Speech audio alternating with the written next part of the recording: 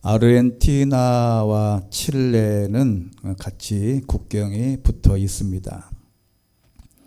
그 옛날에 아르헨티나와 칠레 국경에는 예수님 동상이 크게 서 있다는데, 그 동상은 그 양국의 우호를 다지고 서로 평화롭게 지내자는 취지로 세운 것인데, 칠레의 어떤 기자가 그 동상의 위치를 갖고 의문을 제기했답니다.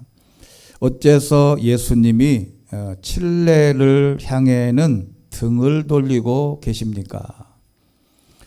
이 한마디에 칠레의 전 국민이 분노했답니다.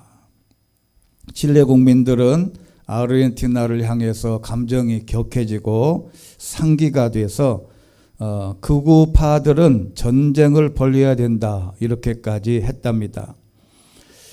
말 한마디로 인해서 자칫하면 위험한 정치 문제로 번질 뻔한 이 문제는 아르헨티나 기자의 지혜로운 말 한마디로 인해서 해결됐답니다.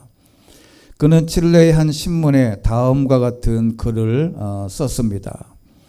칠레의 국민들은 이미 예수님의 사랑을 알고 있습니다. 하지만 아르헨티나는 아직 주님의 돌보심이 더 필요합니다. 그렇기 때문에 예수님이 아르헨티나 쪽으로 얼굴을 보고 계시는 것입니다. 이렇게 했답니다. 이 기자의 지혜로운 말 한마디 때문에 칠레에 온 국민들의 감정이 누그러졌고 동상도 무난히 완성될 수 있었다는 것입니다. 우리가 어떤 문제이든 해석을 어떻게 하느냐에 따라 전혀 다른 결과가 도출될 수 있습니다. 성경 해석도 비슷한 맥락이 있습니다. 사도 바울은 이스라엘 백성들이 애굽에서 탈출해서 가나안으로 가는 과정을 오늘 본문처럼 아주 탁월한 해석을 사도 바울이 한 것입니다. 어떻게 성경의 사건들을 보고 해석하느냐 하는 것은 굉장히 중요한 일인데요. 성경의 주석가들은 성경이 성경을 해석한다, 이게 큰 명제가 됩니다.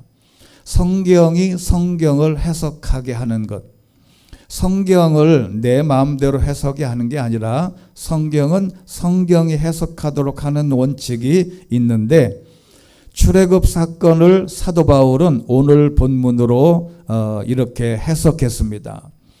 그러니까 사도 바울이 출애굽 사건을 이렇게 요약을 했는데, 오늘 본문이 그래서 굉장히 중요한 본문 중에 하나입니다. 오늘 1절에 있는 말씀을 보면 우리 본문을 눈으로 확인해 보시면요, 나는 여러분이 이 사실을 알기를 원합니다. 우리 조상들이 모두 구름 아래 있었고 바다 가운데로 지났고, 그 다음이 중요합니다. 2절 보면 모두가 구름과 바다에서 세례를 받고 모세와 연합했습니다. 오늘 사도 바울이 그 홍해 바다를 건넌 것을 세례받은 것으로 해석했습니다. 이게 굉장한 의미가 있는 것인데요. 한 사람이 예수를 믿고 세례를 받는 것은 홍해를 건너는 것만큼 힘들고 역사적인 사건이라는 겁니다. 바다를, 홍해를 건너는 것처럼 하나님의 기적의 사건으로 세례는 그와 버금가는 역사적인 사건이라고, 또 신앙적인 체험이라고 이야기를 한 것이지요.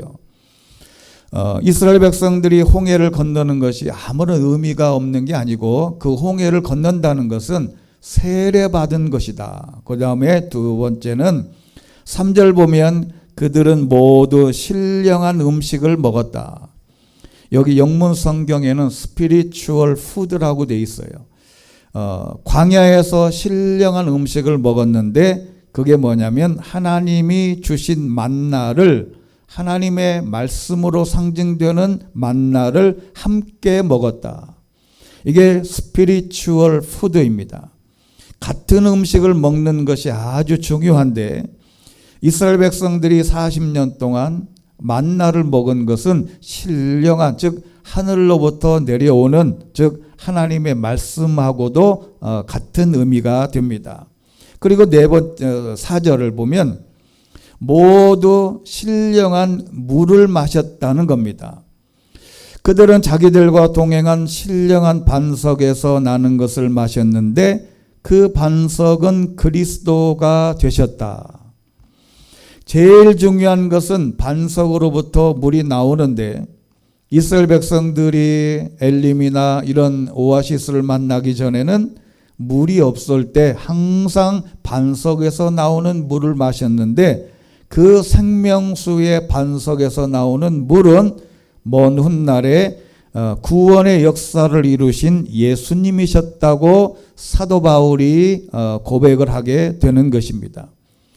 이게 출애굽 사건을 가지고 광야 생활과 신앙 생활을 빗대서 오늘에 살아가는 우리들에게도 같은 의미가 있는 것입니다.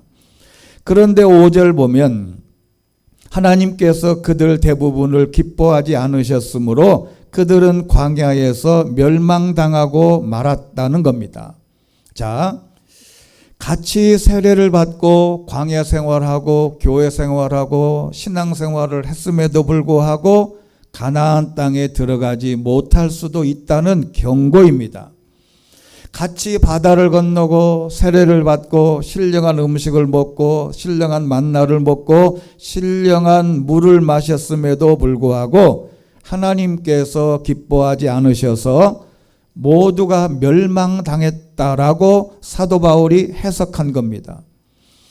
당시 출애굽할 때 20세 이상 된 성인은 다 가나안에 못 들어가고 광야에서 죽었습니다.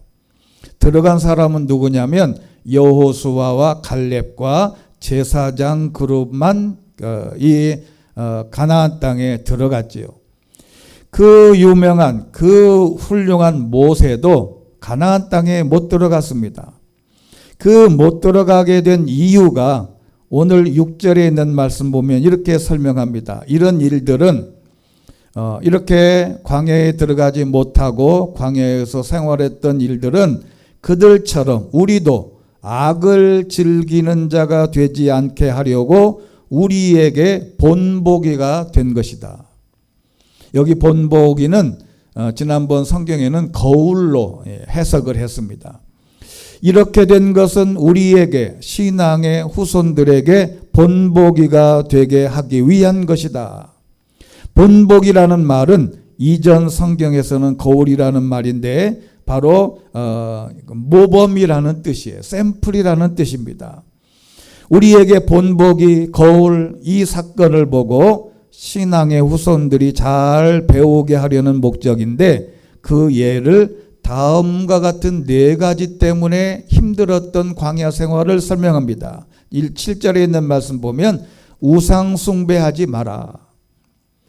하나님이 제일 싫어하는 것은 우상 숭배입니다. 제1계명도 나 이외에는 다른 신을 섬기지 마라. 우상 숭배. 그 다음에 두 번째는 8절입니다. 그들처럼 음행하지 마라. 인간의 가장 큰 약점이자 가장 아킬레스건은 바로 음행입니다. 즉 이렇게 해서 하루에 2만 3천 명이 죽었다. 세 번째는 그들처럼 하나님을 시험하지 말라.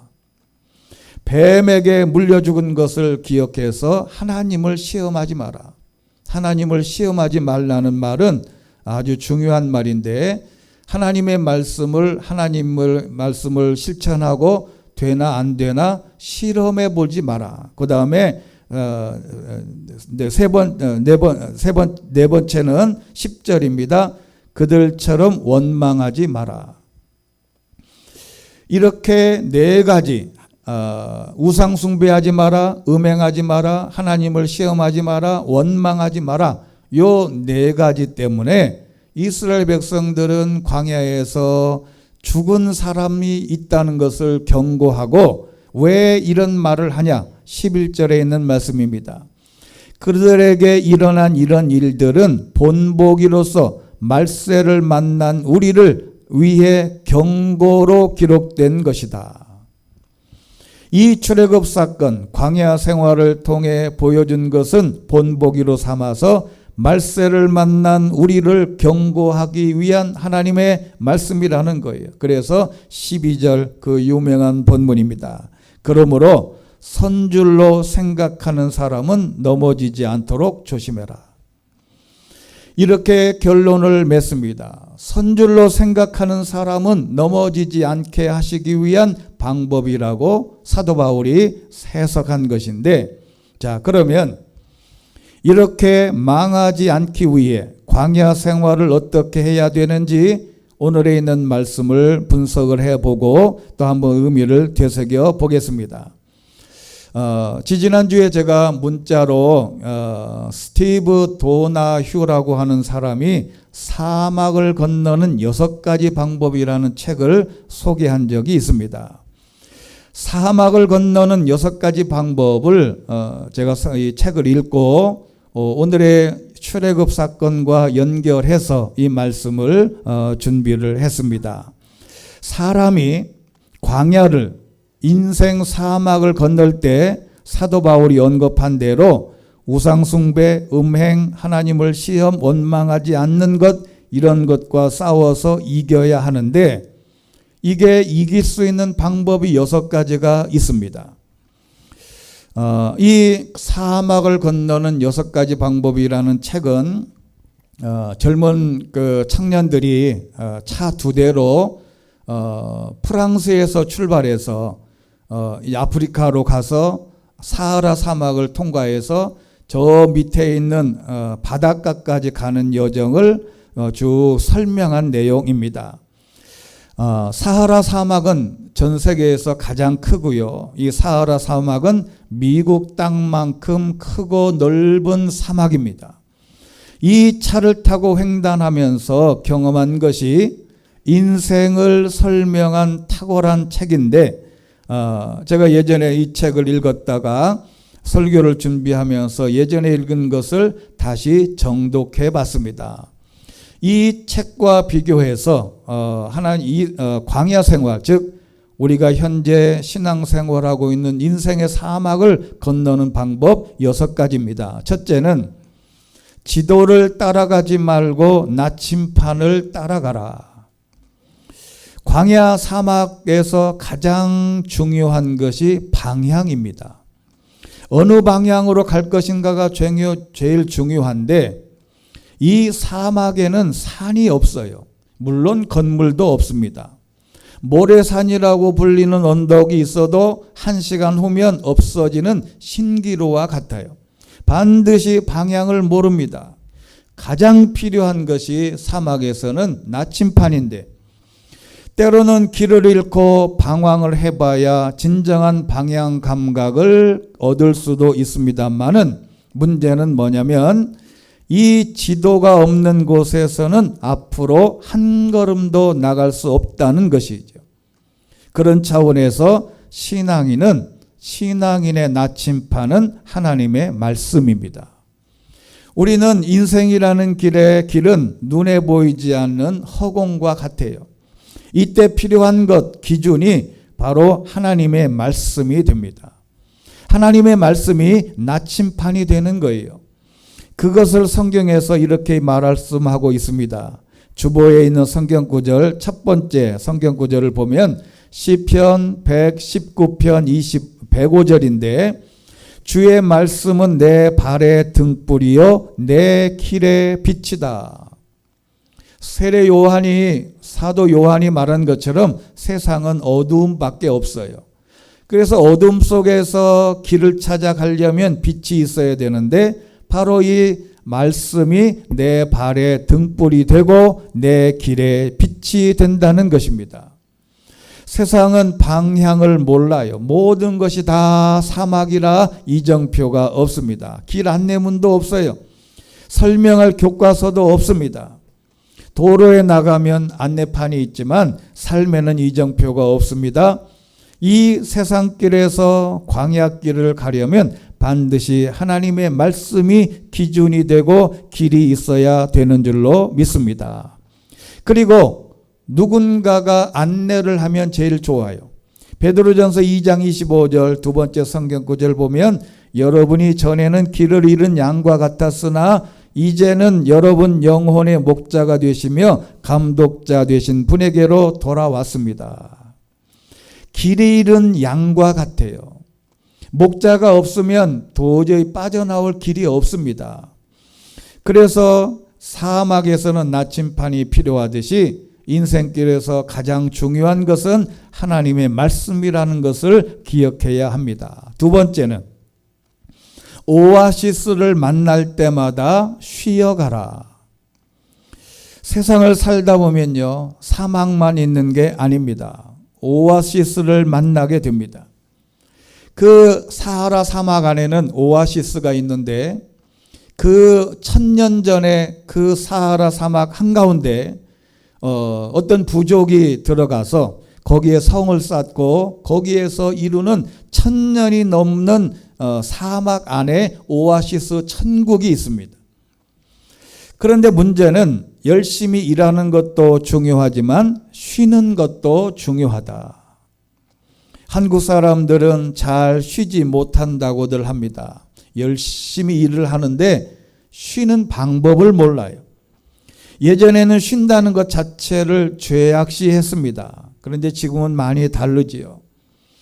한때 광고 카피 문구에 열심히 일한 당신 떠나라, 이 말이 공전에 히트한 적이 있어요.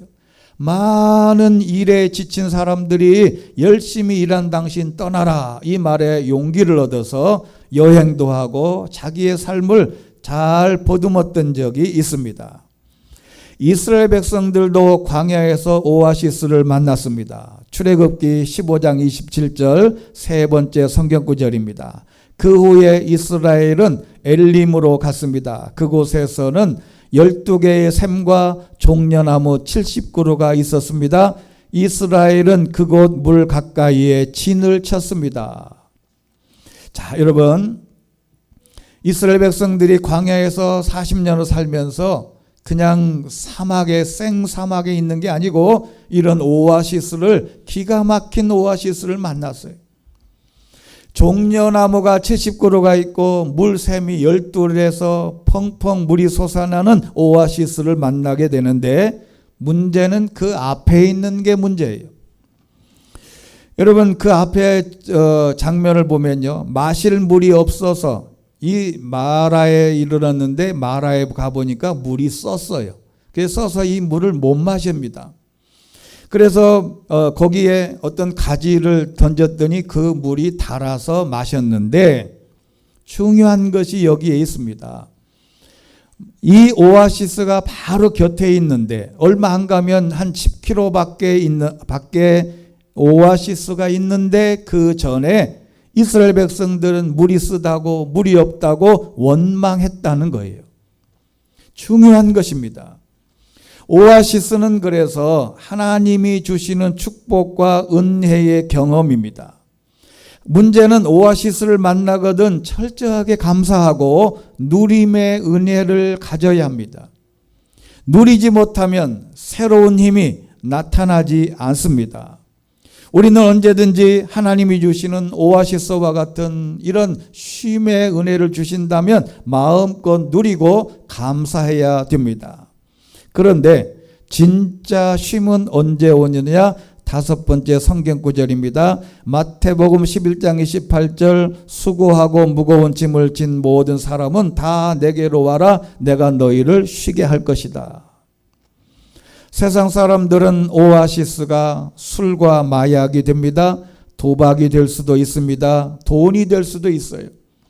진짜 쉼은 하나님 품으로 올 때만 가능하다는 것을 잊어서는 안 될 줄로 믿습니다. 세 번째는 모래에 갇히면 타이어에서 바람을 빼라. 이 주인공들이 차 2대로 아프리카 프랑스에서 떠나서 차를 타고 갑니다. 드디어 이제 아스팔트가 끝나고 사하라 사막으로 진입해서 가고 있는데 그런데 그 사막에는 푸슈라고 하는 모래가 있답니다. 푸슈라고 하는 이 모래는 우리가 보통 바닷가에 가서 밟는 모래는 굵기가 좀 크잖아요. 근데 이 푸슈라고 하는 모래는 아주 흙처럼 아주 부드러운 모래랍니다. 그래서 이 차가 지나려면 이 푸슈를 만나면 100% 자동차가 빠져요. 이거를 빼내올 수가 없습니다. 그래서 이 사막의 운전자들에게는 악몽과 같은 존재랍니다. 이 길을 가다 보면 푸슈의 바퀴가 반드시 빠져요. 이것을 빼내기가 너무너무 힘들어요. 결국 변화의 모래에 갇히게 된다는 겁니다. 갇히는 것은 변화할 수 있는 좋은 기회이자 인생의 깊은 부분으로 들어가 볼 수 있는 소중한 기회인데, 사람들은 사막의 모래 푸슈에 갇힐 때가 있다는 거예요. 진퇴양난입니다. 욥처럼 앞으로 나갈 수도 없고 뒤로 갈 수도 없고 무엇이 잘못되어 있는지 살펴볼 수도 없습니다. 어려운 일을 만나면 욥처럼, 오늘 6번째 성경 구절 욥기 23장 8절입니다. 이 구절이 그 유명한 구절이에요. 그러나 내가 앞으로 가도 그분이 계시지 않고 뒤로 가도 그분을 찾을 수 없구나. 그분이 왼쪽에서 일하고 계실 때도 그분을 뵙지 못하고 그분이 오른쪽으로 돌이키시나 도무지 만날 수가 없다. 결국 이렇게 일들이 꼬이고 막히고 헤어나올 수 없는 지경에 이를 때에는 이 푸슈에서 빠져나올 수 있는 방법은 딱 하나, 그것은 자기 생각을 빼야 된다는 겁니다. 즉 바람을 빼야 된다는. 이 바퀴가 바람이 팽팽하게 들어가 있을 때는 지면하고 마찰이 줄어들어서 못 빠지는데, 이거 바람을 빼면 지면과 바퀴가 딱 달라붙어서 빠져나올 수 있다는 거예요. 즉 이 푸슈라고 하는 모래에서 빠져나올 수 있는 유일한 방법은 자기 생각을 빼라는 겁니다. 남의 이야기 듣고 충고를 듣고 가장 중요한 것은 하나님의 음성에 주파수를 맞춰야 됩니다. 자기 생각, 자기 경험을 의지하면 실패할 수밖에 없다는 거예요. 그런데 이 책을 읽다가 감동받은 것은 이런 내용입니다. 자아를 빼는 가장 중요한 것은 겸손해지는 것이라는 거예요. 그러면 사람이 언제 겸손해지냐? 사람이 제일 겸손해지는 것은 바로 죽음과 가까워졌을 때 겸손한다는 거예요. 왜? 푸시에 빠지면 도저히 헤어날 수도 없고, 밤이면 영하 50도, 60도까지 내려가고, 한낮에는 말할 수 없는 강렬한 태양 때문에 못 빠져나오면 죽어요. 그러니까 최선을 다해서 여기서 빠져나가려고 막 노력을 하다 보면 이제 우리는 죽겠구나. 오늘 신문에도 보니까 중국에서 그 산악 이 마라톤 대회 하다가 16명인가가 죽었대요. 거품을 물고 죽어요. 여러분, 이게 광야에서도 마찬가지입니다. 사람이 겸손해지려면 큰 중병을 앓거나 어려운 일을 만나서 죽음과 가까워질수록 사람이 겸손해지더라. 그래서 내 생각을 빼는 것은 이사야서 55장 8절입니다. 내 생각은 너의 생각과 다르고 내 길은 너의 길과 다르다. 여호와의 말씀이다. 하늘이 땅보다 높은 것처럼 내 길은 너의 길보다 높고 내 생각은 너희 생각보다 높다. 신앙생활이라는 것은 내 생각을 빼는 것입니다. 바람을 빼는 거예요. 그 다음에 네 번째, 혼자서 함께 여행하기입니다. 인생은 본래 혼자입니다. 그 홀로 서기를 해야 돼요. 신앙도 홀로 서기를 해야 됩니다. 항상 교회 가는 것이 누군가가 말하지 않으면, 아침에 일어나서 어린아이들이 교회 다닐 때, 어린아이 때 보면요, 어린아이들이 깨워서 학교 보내기도 힘든데 교회 보내기는 더 힘들어요. 그래서 교회 가자 그러면 안 일어나. 그런데 어느 날 애가 벌떡 일어나서 소풍 가듯이 교회 가려고 준비하는 것, 누군가가 옆에서 말하지 않아도 홀로 서서 신앙생활하는 것 아주 중요합니다. 그런데 이 홀로 서기만으로는 신앙생활하기가 엄청 힘들다는 거예요. 이 책에 이런 얘기가 나옵니다. 운전하다가 길을 가다가 길을 잃었어요. 그럴 때 한 쌍의 남녀가 길을 물을 때, 여러분 누가 길을 묻겠어요? 한 쌍의 남녀가 길을 가다가 길을 잃었는데 보통 질문하는 쪽은 여자랍니다. 남자는 기분 나쁜 얼굴로 뻘쭘하게 먼 산만 쳐다보고 있어요. 왜 그럴까요? 남자들은 길을 묻는 것을 싫어한답니다. 남자들은 자기 혼자도 갈 수 있다고 확신을 해요. 내가 길을 찾지 누가 뭐라 그러든지 내 고집대로 가는 거예요. 그런데 인생은 절대로 혼자서는 못 갑니다. 길을 물어 찾을 때가 있어요. 저도 그렇고 여러분도 그렇고 누구든지 어려운 문제가 생기면 좋은 동료나 성도나 친구나 목사님이나 같이 동반해서 물어야 될 사람이 있어야 되는데 성경은 이렇게 말합니다. 잠언 13장 20절입니다. 지혜로운 사람과 동행하는 사람은 더욱 지혜로워지지만 어리석은 사람과 어울리는 사람은 망하게 되더라. 먼저는 좋은 친구, 이웃이 필요하고 나아가 하나님과 동행하심을 깨닫고 좋은 동반자를 만들어야 신앙생활도 인생도 사막에서 쉽게 갈 수 있다. 네, 다섯 번째, 캠프파이어에서 한 걸음 멀어지기.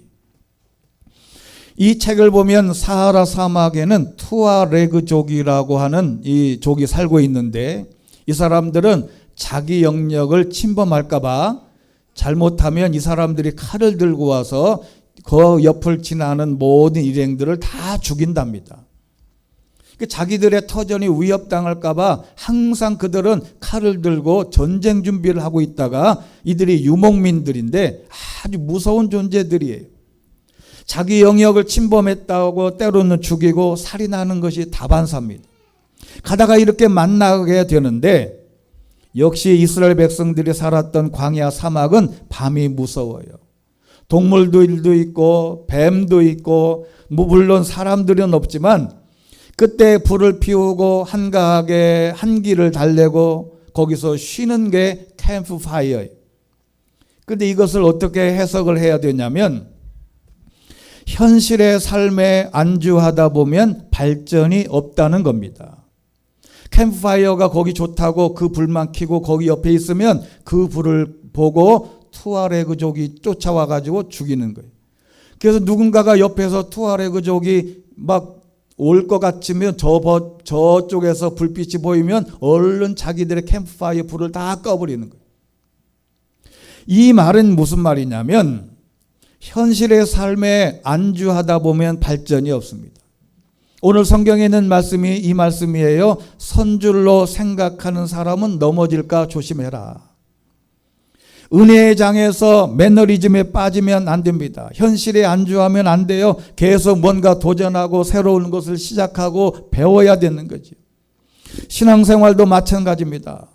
장로님이 됐으니 목사가 됐으니 권사님이 됐으니 더 이상 뭐를 더 해야 하나. 주일 성수하고 헌금 잘하면 되지. 성경은 옛날에 읽었고 더 이상 배울 것도 없고 나는 누군가가 배움을 베풀어야 될 사람이지 나는 배울 사람이 아니다. 이런 매너리즘에 빠지면 신앙은 후퇴할 수밖에 없다는 거예요. 아무리 신앙생활을 50년, 100년을 해도 신앙생활은 계속 배워야 됩니다. 여러분, 미국에서 제일 골프를 잘 치는 사람이 타이거 우즈예요. 물론 현대차를 타고 가다가 지금 어려움을 당하고 있지만 이 타이거 우즈한테도 코치가 있습니다. 이 세계적인 운동선수 탑 클래스에 있는 그 누구도 코치가 있어요. 코치의 도움을 받지 않으면 퇴보할 수밖에 없다는 거예요. 자기 단점을 찾을 수가 없어요. 매너리즘에 빠지고 뭔가 계속 도전하고 성경을 더 읽고 공부하고 신앙적인 신앙의 어떤 시간적인 여유를 더 가져야 된다는 것이죠. 마지막 6번째는 허상의 국경에서 멈추지 마라. 사막은 끝이 없지만 종종 진정한 휴식을 안겨주는 경계선이 있습니다. 이 말은 무슨 말이냐면 좋은 일과 나쁜 일의 경계가 있다는 거예요. 언젠가는 사막이 끝납니다. 삶의 경계선은 좋은 일과 나쁜 일의 경계선을 말합니다. 새로운 일, 하나님이 주신 축복, 감사하고 경계선이라는 것은 좋은 일만 있는 게 아니에요. 나쁜 일도 반드시 있습니다. 그렇다고 영원히 나쁜 일이 지속되는 게 아니에요. 사막은 언젠가는 끝납니다. 사막에 끝이 있다는 것을 잊어서는 안 되듯이 인생길에 가장 항상 사막길만 있는 것이 아니라 언젠가는 그 죽음과도 같은 사막길이 끝날 때가 있습니다. 솔로몬의 반지에 새겨졌다는 이 또한 지나가리라는 문구처럼 항상 나쁜 일만 있는 게 아니에요. 그렇다고 해서 항상 좋은 일만 있는 게 아닙니다. 삶의 경계선에 좋은 일과 나쁜 일 그 사이에 있을 때 그 삶의 자세가 중요한데 이게 오늘 본문에 있습니다. 제일 중요한 본문이 10절에 있는 말씀입니다. 그들 가운데 어떤 이들은 원망하다가 파멸시키는 이에게 멸망당했습니다. 여러분은 그들처럼 원망하지 마십시오. 그들에게 일어난 이런 일들은 본보기로 말세를 만난 우리를 위해 경고로 기록된 것이기 때문에 이때 가져야 할 최상의 방법은 13절입니다. 여러분은 사람이 감당할 수 없는 시험 당한 적이 없습니다. 하나님은 신실하셔서 여러분이 감당치 못할 시험은 허락지 않으시며 시험 당할 때에도 피할 길을 마련해 주셔서 여러분이 능히 감당할 수 있게 하십니다. 할렐루야. 이게 하나님이 우리에게 주신 원망하지 말아야 될 근거입니다. 인간의 어떤 상황이 와도 시험이 와도 감당할 수 있는 시험만 하나님이 주십니다. 감당할 수 있는 사건만 주십니다. 어떤 시험, 어떤 사건을 만나도 피할 길도 마련해 주시는 분이기 때문에 그 경계선에 있을 때 원망과 불평을 하지 말아야 됩니다. 이것만 잘 지키면 사막의 끝에서 웃게 될 것입니다. 그래서 원망하지 않는 것이 신앙생활의 가장 큰 기초예요. 이 기초만 흔들리지 않으면요. 이 기초만 흔들리지 않으면 신앙생활이 흔들리지 않습니다. 광야든 사막이든 어떤 인생의 사막이든 넉넉하게 이겨나갈 수가 있는 것이에요. 이영미라고 하는 그 유명한 사람이 있습니다. 이분은 디자인 하시는 분인데요. 이분이 잡지 세미 깊은 물을 비롯해서 이 사람이 책도 표지가 좋아야 사람들이 많이 관심을 갖고 보거든요. 그냥 내용만 좋다고 색을 선택하는 게 아니에요. 표지를 디자인을 잘 해야 돼요. 근데 이분이 그런 여러 책들을 만들어낸 아주 관록의 손인데 그분이 6년 전에 루게릭병이 찾아왔습니다. 신경세포가 점차 소실되어 모든 근육의 움직임이 멈추고 언어 기능이 상실되고 결국 호흡곤란으로 죽음에 이르는 병이에요. 50대 중반의 나이로 사업에 실패를 한 남편 대신 두 아들과 월세집에서 전전해온 그에게 루게릭이라고 하는 병은 신이 내린 가장 잔인한 형벌이었다고 고백합니다. 그러나 그는 덤덤하고 유머러스하게 이 고통과 마주하기로 합니다. 몸을 좌우로 돌릴 수 없어서 무릎을 굽혀지지 않아서 짓누르는 이불을 스스로 찰 수가 없어서 고통의 밤을 보내야 하는 그는 숨을 들이쉬고 내쉬는 것이 얼마나 대단한 일인지 깨닫게 됩니다. 혼자서는 몸을 일으킬 수도 없고 그래서 자신을 벌레라고 표현하며 인간과 벌레는 한 끗 차이 사람이라고 잘난 척하지 말았어야 했다고 고백을 하게 됩니다. 부질없는 것들을 붙들고 싸움하는 어리석음이 얼마나 많았는지 후회합니다. 가족들도 변합니다. 밥상을 차려줍니다. 37살에 낳은 아들이 엄마의 운전기사가 되어줍니다. 엄마의 말을 대신해서 전해주는 입이 되어줍니다. 사느라 바빠서 소원했던 남매들은 휠체어 없이 옴짝달싹 못하는 어머니를 위해서 계단 없는 1층 집으로 이사를 갑니다. 뭐 필요해? 어디에 갈까? 누울래? 하루 종일 식구들에게서 듣는 고마운 말인데 마지막 이렇게 고백을 하며 눈물을 흘립니다. 이제 1%의 숨이 남았다는 그가 내게 단 하루가 주어진다면 가족을 위해서 내 손으로 아침밥을 만들고 친구들을 만나서 점심으로 시원한 냉면을 시켜서 국물까지 깨끗이 비우고 저녁에는 가족들과 함께 모여서 식사를 마친 후에 모두 고맙다고 사랑한다고 하면서 꼭 안아주겠다고 하는 대목에서 기어이 눈물보가 터지고 말았습니다. 우리가 지금 코로나로 힘들고 어렵고 자영업 하는 사람들도 힘들고 인생 자체가 사막보다 더 힘들고 어려운 여건이지만 사실은 우리는 감사할 게 더 많은 시간들일 수도 있습니다. 이럴 때에 이렇게 오늘 살아가는 오늘의 경계선에 있을 때 일상의 삶이 얼마나 감사하고 행복하고 귀한 것인지를 깨닫고 원망하지 않는 것이 사막길을 건너는 인생의 사막을 건너는 방법의 뛰어난 방법 중에 하나인 줄로 믿습니다. 정리하면 이렇습니다. 인생은 사막길과 같습니다. 그 광야 사막길을 넉넉하게 통과하려면 먼저 지도를 따라가지 말고 나침판을 따라가라. 하나님의 말씀을 따라가라. 오아시스를 만날 때마다 쉬어가라. 하나님이 주시는 진정한 쉼을 누리고 감사해라. 모래에 갇히면 타이어에서 바람을 빼듯이 푸슈푸슈라고 하는 모래에 갇혔을 때 자아를 빼고 자신의 모든 생각을 빼고 하나님의 생각으로 채워서 겸손해지면 승리한다. 혼자서 함께 여행하기처럼 홀로 서기도 하고 좋은 동료들을 함께 만나서 함께 가야 한다. 캠프파이어에서 한 걸음 멀어져라. 캠프파이어에서 쉬고 즐겁고 그것이 다가 아니고 그 불빛을 쫓아오는 살인자들을 피해서 그 장소에서 멀어져야 한다는 것이죠. 그래서 신앙의 매너리즘, 선줄로 생각하는 사람은 넘어질까라 조심하라 했듯이 더 도전하고 더 기도하고 앞으로 나가야 됩니다. 허상의 국경에서 멈추지 마라. 좋은 일과 나쁜 일의 경계선에서 언젠가는 사막이 끝이 난다는 것을 알고 신앙생활의 가장 기본인 원망과 불평하지 마라. 하나님은 우리가 버틸 수 있는 시험과 문제만 주신다.